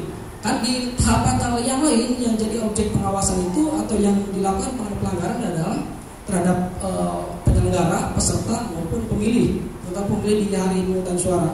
Tapi dalam kampanye pemilih itu menjadi lepas, padahal pemilih itu bisa menjadi bagian dari penyebaran disinformasi. Artinya ini memang problem dari sisi regulasi, dan Bawaslu sebagai penyelenggara pemilu tentu tidak akan keluar dari ruang itu. Nah, kampanye di media sosial misalnya bentuknya sangat normatif, dilakukan pada masa kampanye, dilakukan paslon maksimal 20 akun, kemudian ditulis ke Bawaslu dan seterusnya. Karena itu maka ketika tidak diatur berarti tidak dilarang. Perspektifnya begitu. Itulah kerawanan di sisi regulasi. Next. Karena itu kemudian kerawanan atau pelanggarannya, potensi pelanggaran. Saya akan langsung saja masuk ke poin yang kaitan medsos. Next saja ini. Dan sebelum next terus belakang lagi. Nah ini kampanye di media sosial dan kerawanan lain. Kampanye di media sosial itu tentu kerawanan tadi saya sampaikan, yang paling rawan itu akun-akun yang tidak terdaftar. Rawan itu kan bisa mengganggu keamanan, bisa mengganggu konteks sosial politik, atau bisa mengganggu undang-undang lain, yaitu undang-undang ITE. Itulah yang dimaksud dengan kerawanan atau gangguan. Yang lainnya yang kami state juga adalah soal kampanye negatif, kampanye hitam dan berita bohong. Yang dalam ini berita bohong itu kita nyatakan sebagai hoax. Itu juga menjadi kerawanan dan menjadi konsentrasi pengawasan Bawaslu. Termasuk kerawanan paslon yang tadi disinggung oleh narasumber sebelumnya. Karena kampanye kotak kosong itu atau kalau tidak diatur, mestinya tidak dilarang. Jadi orang boleh mengargumentasikan atau menyampaikan ekspresinya terhadap kotak kosong. Dan itu bukan golput. Nah karena itu maka betul tadi seperti Pak Anissa sampaikan, mestinya di tingkat lokal itu ada sosialisasi kepada pemilih terkait perbedaan perbedaan kotak kosong maupun golput. Bahkan hasil pengawasan Bawaslu waktu simulasi, ternyata pada saat simulasi penghitung itu masih ada kesalahan penyampaian oleh petugas KPPS. Jadi kan di TPS itu disampaikan silakan untuk memilih salah satu paslon dan begitu. Nah dia terkait paslon juga menyebut begitu. Padahal paslonnya hanya satu, sehingga dalam pandangan kami bahwa ini berpotensi mengganggu netralitas ataupun berpotensi menggiring. Meskipun ini adalah disinformasi, mungkin dia ketidaktahuan dan seterusnya. Ini yang perlu kita sampaikan secara berulang-ulang baik ke pemilih maupun ke penyelenggara pemilu dalam hal ini KPU termasuk juga mungkin pengawas di TPS. Next. Ini pidana, kita lihat saja langsung. Ini cyber, oke. Saya perlu disclaimer Bapak, teman-teman semua, kami ucapkan terima kasih pada Perludem, pada Setnet, pada Mafindo. Karena kerjasama ini sejatinya memang dimulai sejak 2022 itu, waktu itu kan mau rekrutmen anggota yang baru. Perludem waktu itu mengundang salah satu narasumbernya dari calon-calon komisioner dan menjelaskan strategi soal banking di banking misalnya. Dan ini ditindaklanjuti melalui koalisi lawan disinformasi, masih bergabung sampai saat ini. Salah satunya adalah strategi pre-banking di bank itu masuk ke dalam salah satu strategi cyber. Jadi kami adopsi strategi itu. Kalau dalam Bawaslu, dalam pengawasan itu ada pencegahan dan penindakan. Jadi pre-banking itu masih masuk jadi salah satu pencegahan, di banking masuk salah satu penindakan. Tadi sudah banyak disclaimer dari Pak Heri, misalnya memang sangat sulit ya soal bagaimana caranya melakukan di banking di tengah derasnya hoax, sementara relawan-relawannya atau cyber troop untuk menyampaikan literasi sangat sedikit. Ini nanti coba kita diskusikan. Identifikasi potensi kerawanan hoax ini tadi dari Pak Heri sangat menarik. Kalau boleh Pak Heri mohon izin, apakah nanti dapat kita diskusikan untuk juga Bawaslu sampaikan potensi hoax pemilu itu, sehingga semua jajar itu baik jajaran pengawas di daerah ataupun pemilih yang dia tergabung dengan medsos Bawaslu juga terinformasi potensi itu, dan itu menjadi salah satu tugas pencegahan Bawaslu. Yang kedua, pencegahan kolaboratif tadi sudah disampaikan, dan ini mungkin juga menjadi atensi khusus di diskusi kali ini seperti yang disebutkan Mas Ajib. Kalau di tingkat pusat memang kolaborasinya sudah cukup baik. Yang mungkin juga perlu untuk kita kuatkan adalah kolaborasi di daerah.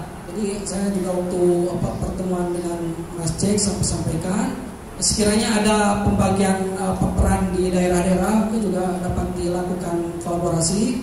Nanti kita di tingkat pusat untuk melakukan advokasi mana yang sudah kuat, mana yang belum kuat. Dan Bawaslu sangat terbuka sekiranya ada kolaborasi yang dapat dilakukan. Identifikasi akun yang melanggar, salah satunya melalui aduan dan patroli pengawasan ataupun melalui penelusuran. Kalau patroli pengawasan itu kerjasama dengan Kominfo dan BSSN, mereka suplai data apakah ini melanggar undang-undang pilkada atau hoax dari kebencian. Bawaslu lakukan penelusuran, kemudian pengkajian dan kami teruskan lagi ke Kominfo. Akun di Bawaslu sudah tersedia dan terkait cek fakta, Pak Eri, kemarin Mbak Puji juga sudah koordinasi dengan Bawaslu di dalam rangka literasi informasi hasil cek tracker itu akan diintegrasikan ke dalam aplikasi jaring pengawas pemilu. Jadi data-data hasil cek tracker itu juga kami bantu untuk sebarkan ke seluruh jajaran di samping media sosial dan hal-hal yang lain. Lalu literasi kepemiluan di Bawaslu saat ini juga melakukan pendidikan terhadap mungkin cyber troop atau tadi yang disampaikan Mbak Eri, ada relawan-relawan, sekiranya dapat nanti di daerah dikolaborasikan Mbak Eri, kita bersenang hati. Jadi relawan-relawan ini dapat terkoneksi satu sama lain untuk menindak hoax atau juga menyebarkan informasi yang baik melalui medsos dan seterusnya. Ini hal yang sangat baik. Lalu informasi soal SARA, soal konten, saya sampaikan ini surat edaran itu Pak, surat edaran Bawaslu 102. Ini sudah menjadi dokumen resmi pengawasan pemilu, kami sebarkan agar pengawas melakukan pre-banking dan di-banking. Lalu kerjasama kemarin dengan TikTok dan Meta penguatan kapasitas, saat ini dengan BSSN, mudah-mudahan kita juga dapat pelatihan bersama di daerah. Next, slide berikutnya. Ini strategi pengawasan, patroli pengawasan yang disampaikan, lalu penelusuran konten, pengawasan bersama, lalu penanganan dan publikasi hasil cek fakta. Yang tadi dilihat dari kolaborasi Mapindo, kemudian Perludem dan Bawaslu tadi yang Pak Heri sampaikan di gambar, itu salah satu bukti bahwa memang sejak 2022 sudah melakukan kolaborasi. Ini jadi alat kerja Bawaslu. Nanti hasil penelusurannya Bawaslu akan sampaikan pada Kominfo dan juga platform media sosial. Next. Ini yang menjadi perdebatan soal ujaran kebencian. Apakah serangan kebencian terhadap individu menjadi salah satu kebencian dalam konteks Undang-Undang ITE? Memang awalnya berbeda pendapat, terutama dengan platform. Tapi pada akhirnya kami sepakati berdasarkan Undang-Undang ITE dan juga Mas Unggul, saya perlu sampaikan nanti kalau hadir. Kami juga mengucapkan terima kasih pada SafeNet. Hasil penyusunan surat edaran ini kami juga mempertimbangkan dan mungkin mengelaborasi data-data dari SafeNet bahwa salah satu yang menjadi item ujaran kebencian adalah menyerang identitas dan satu dan lain hal. Itu kami tuangkan dalam surat edaran dan ini jadi bukti bahwa Bawaslu tidak anti-kritik dan siap untuk berkolaborasi. Jadi yang berkaitan dengan ujaran kebencian menyerang suku, agama, ras, antar golongan tentu menjadi objek pengawasan. Kalau kaitan dengan ujaran kebencian terhadap individu atau perilaku, memang dari sisi platformnya sendiri menyatakan itu menjadi legal, itu menjadi personal opinion, sehingga sulit bagi Bawaslu untuk terlalu masuk ke ruang itu. Jangan sampai juga Bawaslu menjadi keranjang sampahnya orang-orang yang ngomong, sehingga yang bertanggung jawab itu tidak hanya Bawaslu tapi juga seluruh masyarakat. Next, ada lagi. Itu mungkin yang dapat saya sampaikan. Lalu terkait dengan tadi ya undang-undang PDP, memang Bawaslu itu dikasih akses terbatas oleh KPU. Kan tadi ada Bawaslu memberikan data, jadi saya beri disclaimer. Hanya rekapnya saja, kami tidak dapat melihat akses link dan seterusnya. Karena itu maka dalam hal terjadi kebocoran data di KPU menyebut Bawaslu itu kan juga misinformasi. Kami sampaikan secara resmi bahwa Bawaslu tidak pernah menerima data-data pribadi baik NIK dan seterusnya, baik silon dan seterusnya, bahkan sehingga kami tidak diberikan akses. Itu yang pertama. Yang kedua, terkait dengan jaringan internet tadi, betul ya tadi yang disampaikan sebelumnya Mas Unggul, memang kita punya kendala Mas soal akses internet. Kalau di Bawaslu sejauh ini dalam hal daerah-daerah itu blank spot atau aksesnya kecil, maka hasil pengawasan disimpan dulu di aplikasi dan ketika ada internet langsung bisa dikirimkan. Lalu terkait dengan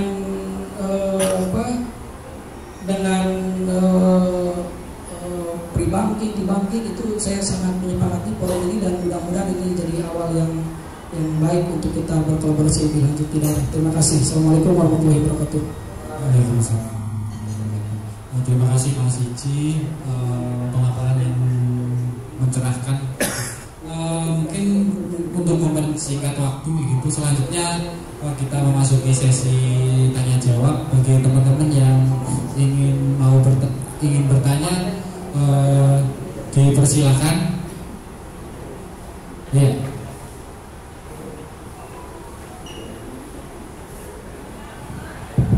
Selamat siang semuanya dan narasumber.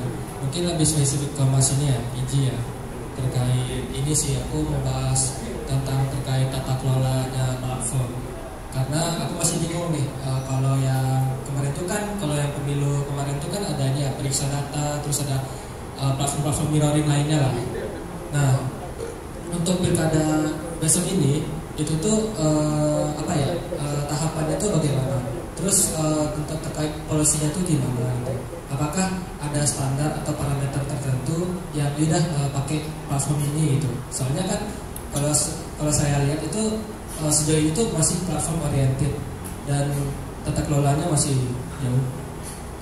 Itu aja sih.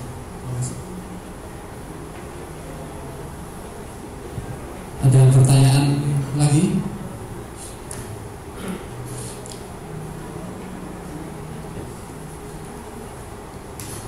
Mungkin Mas Ici bisa pertanyaan nanti terkait platform ini ya Mas ya.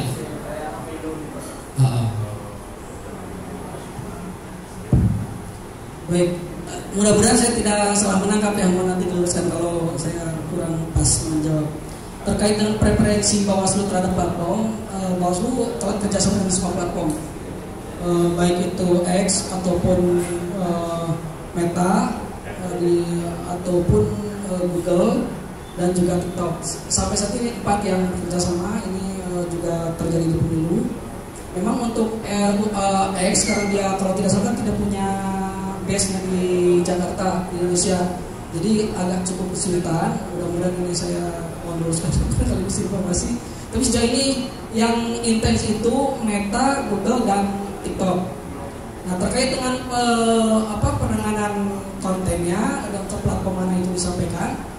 Kemarin kan kami ketemu dengan Meta dan menyampaikan sejauh ini Meta akan memberikan akses pelaporan dari Bawaslu, tapi hanya terkait dengan akun-akun yang terdaftar di KPU. Bagi kami itu tidak efektif karena akun-akun itu kecil kemungkinan dia untuk melanggar. Nah, justru yang kami minta adalah akun-akun yang tidak terdaftar. Dan sejauh ini kami juga masih koordinasi. Sejauh ini pasal ini Meta menyarankan agar Anwar-Nissan Bisu masuk dulu ke Kominfo. Ini agak berbeda kok, perlu kayak Mapindo dapat akses untuk lapor ke Meta kan. Bawaslu tidak dapat, ini juga menjadi satu hal yang perlu untuk kami diskusikan lebih lanjut. Lalu kalau dengan TikTok juga berkomitmen akan membuka aduan khusus dari Bawaslu, tidak bisa langsung ke TikTok. Terus yang kedua, TikTok itu buka satu kanal di TikToknya itu untuk informasi kepemiluan. Ada informasi terkait pengawasan pemilu, kemana harus melaporkan, mana menyampaikan hoax, kemudian layanan hotline Bawaslu dan sebagainya. Ini sudah cukup baik menurut kami. Tinggal nanti yang dibutuhkan itu adalah apakah dari akun-akun tersebut juga melakukan filtering terhadap potensi misinformasi. Jadi tidak hanya membuat aduan ini. Mungkin hal yang perlu kita diskusikan lebih lanjut dengan platform. Terima kasih. Begitu Mas, ada tanggapan lagi? Ada sih kalau boleh.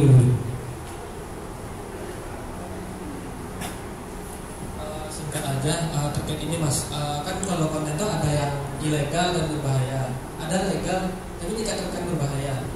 Nah itu tuh ujungnya take down. Nah mungkin dari Bawaslu itu apa nanti counternya atau antisipasinya untuk pilkada besoknya, kan besok platform ini gitu. Itu aja sih. Terima kasih. Baik, kan yang menjadi objek pengawasan Bawaslu itu 3 di cyber itu, 1 hoax, 2 ujaran kebencian, 3 dugaan pelanggaran pilkada. Kalau dugaan pelanggaran pilkada tentu dia subjeknya adalah yang terdaftar. Kalau bukan dugaan pelanggaran pilkada kan tidak ada regulasinya nih. Bawaslu tidak bisa kalau akan menggunakan undang-undang ITE.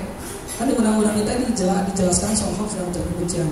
Jadi setiap akun yang dia memuat unsur hoax dan ujaran kebencian berdasarkan identitas tertentu, itu yang akan kami lakukan sampaikan rekomendasi ke Kominfo. Itu pertama. Yang kedua, terkait dengan hal itu maka dilakukan penanganan tadi melalui cek fakta. Nanti kami akan koordinasi lebih intensif dengan tim cek fakta. Lalu yang kedua adalah menyampaikan informasi yang benar, klarifikasi. Jadi kami di Bawaslu juga ada kebijakan untuk melakukan komunikasi krisis dalam hal situasi itu membahayakan, terutama terkait dengan kelembagaan Bawaslu, akan kami sampaikan dalam waktu 1x24 jam. Ini mitigasi. Jadi ketika ada info yang mungkin legal, orangnya faktual, tapi membahayakan, menyerang suku atau menghasutan dan seterusnya. Ya kalau itu memenuhi unsur-unsur ujaran kebencian, tentu kita akan lakukan hal-hal tadi, penanganan tadi. Demikian Mas.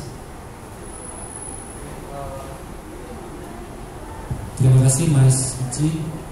Mungkin ada yang mau bertanya lagi? Satu lagi ya. Silakan Mas.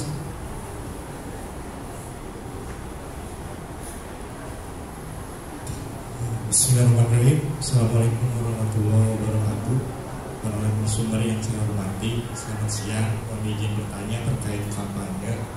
Tentu persoalan kampanye ini jika dikejar di potensi pelanggaran dan tindakan itu kan banyak sekali, terutama di wilayah sanksi administratif. Ketika berbicara kolaborasi antara tingkatan pusat dan lokal, salah satu isu kampanye kan selain memang di langsungnya, tentu yang luput mungkin dari perhatian publik berbicara tentang pelaporan atau alur dana kampanye. Dan mungkin yang ingin saya tanyakan bagaimana bentuk kolaborasi berbicara konteks pemantauan dan pengawasan terkait tentang alur dana kampanye, begitu. Baik, terima kasih. Tadi kurang lebih pertanyaannya bagaimana alurnya ya, alur tentang strategi pemantauan pengawasan ya, yang mungkin bisa dijawab sama teman-teman pemateri gitu, sekaligus closing statementnya ya, dimulai dari mungkin Mbak Eri juga bisa. Terima kasih. Kalau tentang masalah alur kampanye dan alur tadi dana kampanye, saya pikir itu adalah kebijakan ya, kebijakan, dan mungkin maksudnya lebih kompeten untuk menjawabnya. Ya, tapi mungkin saya tutup dengan closing statement aja, nggak apa-apa ya. Jadi menjelang pilkada ini kita ketahui bersama bahwa hoax semakin dahsyat gitu ya, dan kita khawatirkan adalah ketika misinformasi ini menyebabkan perpecahan atau kericuhan. Itu yang harus kita antisipasi bersama. Dan untuk itu rasanya nggak mungkin kita bisa bekerja sendiri, maka kita harus berpegangan tangan bersama, para JSOS, kemudian penyelenggara pemilu, pemerintah maupun kementerian ya, di Diskominfo, itu harus saling support dan saling mendukung gitu. Karena seperti tadi benar Mbak Nisa bilang bahwa kalau sendiri bisa apa, kita seperti Sapu Lidi lah gitu ya, kalau rame-rame barangkali bisa lebih mengena gitu. Walaupun gitu sepertinya hampir mustahil kita mengatakan bahwa kita bisa menghilangkan disinformasi karena politik itu cuma menggunakan itu sih gitu ya. Kita nggak usah nunduk hidung siapa, saya semuanya melakukan hal itu gitu. Jadi itu aja sih, mungkin kedepannya barangkali kolaborasi ini bisa berjalan jauh lebih baik. Terima kasih. Statement ya, karena saya sendiri tidak secara khusus memantau perkembangannya, tapi memantau hasil aduan ya. Ketika ada aduan kita coba bergerak dan kita dokumentasikan. Sebenarnya kita berharap tidak, karena sudah ada gerakan-gerakan yang bersama-sama ya, kita berharap bisa lebih meredam dampak yang membahayakan gitu ya. Nah sebenarnya kan kita khawatir ya secara ini, karena tiap daerah punya culture berbeda, struktur sosial berbeda, dan hal-hal yang terkait lokalitas itu sangat sulit untuk di tackle dengan satu kali atau dua kali gerakan gitu. Itu butuh waktu lama, belum lagi pemahaman masyarakat yang berbeda-beda di setiap daerah gitu. Jadi mudah-mudahan tidak banyak aduan yang masuk gitu. Dan itu berarti ada sedikit kita bernapas lega bahwa tahun ini kita bisa menyelenggarakan pilkada lebih baik gitu. Jadi harapan dari saya seperti itu. Karena kita kayak semacam di belakang gitu, di bawah gitu ya. Ketika ada kasus kejadian undang-undang ITE mulai rame gitu, mulai sekret kalah kabut juga kan, bersama dengan mitra-mitra kita gitu ya, harus kontak ke platform dan segala macam. Kita berharap akan lancar, aman, damai gitu sih. Terima kasih, itu aja dari saya. Mas Ici mungkin bisa dijawab tadi pertanyaan alurnya gimana? Baik, kaitan dengan kampanye yang diatur kan hanya terkait administrasi, bukan forensik, bukan uji faktual itu. Jadi karena yang diaturnya hanya soal administrasi, misalnya apakah lebih ketentuan atau tidak, sumber yang terlarang atau tidak, tepat waktu atau itu kan sangat normatif, tapi itulah yang kami hanya itu yang dapat kami lakukan pengawasan. Tidak dapat mengecek apakah benar dana kampanye sekian dihitung satu persatu jumlah kegiatan, karena tidak diatur sehingga tidak Bawaslu tidak punya kewenangan. Nah, karena itu kerawanannya pertama adalah sumber dana kampanye, misalnya apakah berasal dari sumber yang terlarang, hasil money laundering dan seterusnya. Nah, yang kedua, pemberi sumbangan itu tidak boleh berketentuan ketentuan. Ini terjadi waktu kemarin Pilpres ya. Ada orang menyumbang mobil, 11 mobil ya, di sana itu 11 mobil untuk salah satu paslon. Nah, kemudian itu diperkarakan karena dana kampanye itu harus dilaporkan kepada pengeluaran dana kampanye itu harus berasal dari dana kampanye, masuk dulu ke pemasukan dana kampanye baru dikeluarkan. Ini kan mungkin juga perlu untuk disampaikan literasinya, meskipun orang tidak terkoneksi dengan dana kampanye, tapi ada saja orang yang mau berniat baik tapi kemudian diperkarakan. Nah, itu juga menjadi misinformasi yang mungkin kita perlu lakukan perbaiki. Kemudian yang kedua soal keterlambatan. Waktu kemarin pemilu ada yang seharusnya sebelum kampanye dimulai itu paslon atau peserta pemilu harus menyampaikan pembukaan RKDK, rekening keuangan dana kampanye. Tapi ada yang melanggar dia pas saya belum bikin rekening. Nah, gimana nih menurut Bawaslu? Nah, ketika kami cek dalam undang-undang maupun peraturan KPU tidak ada sanksinya. Dan kalau dia tidak buka rekening dana kampanye, tidak bisa mengeluarkan dana kampanye, tidak bisa melaporkan, dan pasti tidak bisa dilantik. Kami sampaikan upaya mitigasi paling awal adalah menyerahkan agar KPU untuk menjamin masyarakat itu atau peserta kampanye atau peserta pemilu melakukan pengeluaran kampanye dari buka rekening. Jadi kan KPU menyampaikan silakan minta rekomendasi ke Bawaslu, baru kami buka. Menurut Bawaslu rekomendasi itu harus berdasarkan pelanggaran. Tidak bisa rekomendasi Bawaslu, kami keluarkan saran perbaikan. Kalau itu yang mungkin dapat dilakukan pengawasan soal sumbernya, kemudian jumlah besarannya, lalu ketepatan waktunya, kantor akuntan publiknya apa sesuai apa tidak, hal-hal yang sangat administratif. Terima kasih. Lalu untuk yang closing statement ya, ini mungkin jadi atensi kita bersama, harapan mudah-mudahan kolaborasi yang ada di level RI kita bisa lanjutkan di level daerah. Nanti Mbak Anissa di Koalisi Lawas Informasi dapat juga didiskusikan, sehingga di mana titik-titik yang kuat, yang lemah, kami dari Bawaslu juga siap untuk melakukan advokasi dan injeksi ke daerah. Terima kasih. Sekaligus mungkin saya menjawab ya pertanyaan dari Mas terkait dana kampanye. Mungkin tidak secara spesifik alurnya gitu ya, tapi mungkin terkait dana kampanye ini juga menjadi sorotan ya saya kira, karena dana kampanye yang dilaporkan itu apakah real atau tidak gitu ya, lalu bagaimana kemudian penyelenggara pemilu dalam hal ini KPU merilis gitu ya dana kampanye seperti apa gitu, bahwasanya akses untuk mendapatkan data terkait dana kampanye itu merupakan kewajiban ya yang harus dibuka gitu ke publik. Hal ini juga kemudian kalau misalkan kita kaitkan dengan disinformasi itu merupakan akibat dari keterbukaan informasi publik yang masih dibatasi oleh penyelenggara pemilu gitu, dalam hal ini KPU, yang mana mereka tidak membuka seluas-luasnya data terkait misalkan dana kampanye seperti itu. Dan juga kalau misalkan kita lihat dengan platform media sosial di mana saya ambil contoh Meta atau di sini Facebook gitu ya, mereka itu membuka gitu dana iklan politik gitu seberapa banyak yang kemudian masuk, jumlahnya berapa, itu tuh dibuka ke publik. Masa penyelenggara pemilu yang memang mereka harus memiliki pertanggungjawaban ke masyarakat itu tidak membuka data terkait dana kampanye gitu, platform media sosial saja membuka gitu. Itu mungkin sebuah kritik juga ya kepada penyelenggara pemilu, gimana seharusnya mereka membuka akses terkait data-data yang memang harusnya dibuka gitu ya ke publik.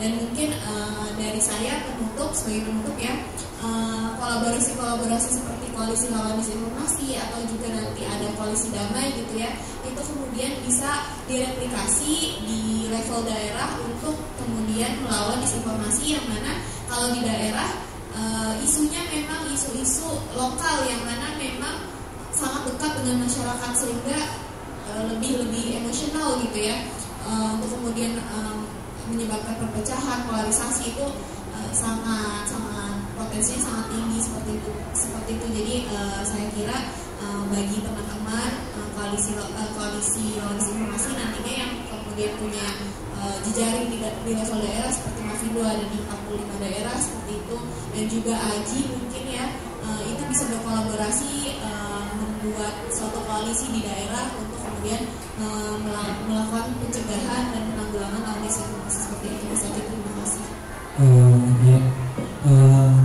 Mungkin terakhir ya, terima kasih kepada seluruh pembicara, itu Mbak Eri, Mas Unggul, Mas Iji, dan Mbak Anissa yang telah memaparkan materi yang sungguh luar biasa gitu, yang memberi kita wawasan berharga mengenai berbagai tantangan terkait disinformasi yang mungkin berpotensi di Pilkada 2024. Nah, kita nanti juga sudah mendengar banyak inisiatif dan upaya yang telah dan akan dilakukan oleh berbagai pihak, baik dari pemerintah, masyarakat sipil maupun platform digital, serta kolaborasi di antara berbagai aktor ini sangat penting untuk memastikan bahwa informasi yang beredar dapat dipercaya sehingga kepercayaan publik terhadap proses pilkada tetap terjaga. Nah, karena waktu sudah menunjukkan jam 12, mungkin kita akhiri saja diskusi kita pada siang hari ini. Dengan demikian saya sebagai moderator menutup diskusi kita hari ini. Semoga kita bisa terus berkolaborasi dalam menjaga kualitas demokrasi di Indonesia. Terima kasih dan sampai jumpa di kesempatan berikutnya. Assalamualaikum warahmatullahi wabarakatuh.